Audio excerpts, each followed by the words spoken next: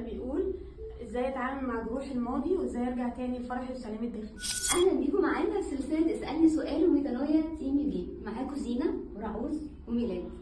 مهم اعرف انه انا وجروح الماضي مش حاجه واحده، الجروح هي جرح انا هطلعه برايا وهتعامل معاه، وانا شخص تاني ليا حياه دلوقتي بعيشها وليا مواهب وحياه بكمل فيها. كمان محتاج اقبل الماضي بتاعي زي ما هو. اوقات بيبقى رد الفعل تجاه الالم هو اني انكر، انا مش عايز افتكر الحاجات دي او اقول ان انا ما مريتش بيها.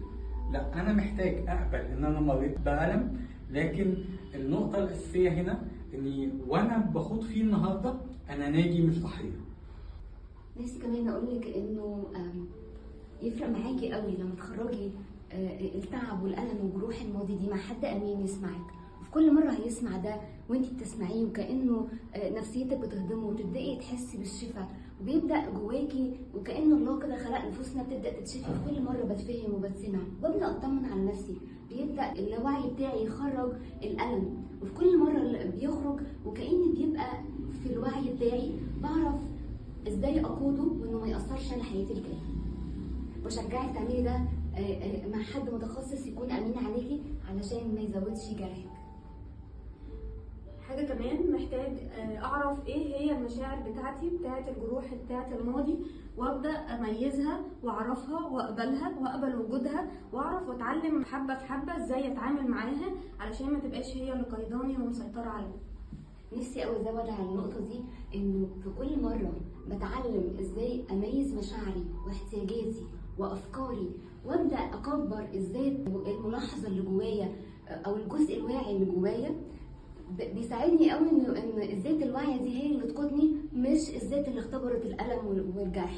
وفي كل مره الاثنين دول بيبقوا موجودين جوايا، بعرف في وقت الجد افرق ده تبع الايذاء، لا ده تبع ذاتي الحقيقيه اللي عايشه حياه دلوقتي وعندها اهداف وفرحانه. لو هعملها بطرق عمليه فانا ممكن اكتب جواب، ممكن اقعد قدام كرسي فاضي او قدام صوره للشخص اللي جرحني واتكلم واكتب واوجه له الاسئله اللي انا كان نفسي اسالها له، هو ليه عمل كده؟ وايه اللي حصل؟ وازاي ده اثر عليا؟ وازاي ده اذاني؟ بيبقى وقت مؤلم وبيبقى تجربه ممكن تكون متعبه شويه، لكن بتساعدني ان انا اخرج المشاعر اللي انا كبتها في وقت من الاوقات. بالمناسبه النفس البشريه بتكشفي ازاي؟ بتكشفي لما الحاجات اللي انا كبتها في اللاواعي في وقت من الاوقات اقدر اطلعها واعبر عنها. محتاج يبقى عندي الشجاعه والقوه ان انا اسمح لنفسي ان ارجع ادخل واواجه المشاعر المكبوته، لانه تطلعها صعب، بس بيحتاج مني شجاعه انه هستحمل شويه الم وبعدين هبقى انا اقوى بكتير، هقدر اساعد ناس كتير انها هي كمان تعدي نفس الالم اللي انا كنت بعديه. كمان خطوه اخيره هي السماح بالرحيل. انا محتاج اودع المشاعر دي، محتاج اودع الشخص ده واطلقه حرا، اطلعه برايا، خلاص ما عادش له مكان جوايا، وبقى النهارده اللي شاغلني اني انجح واني اعيش واني اتعافى.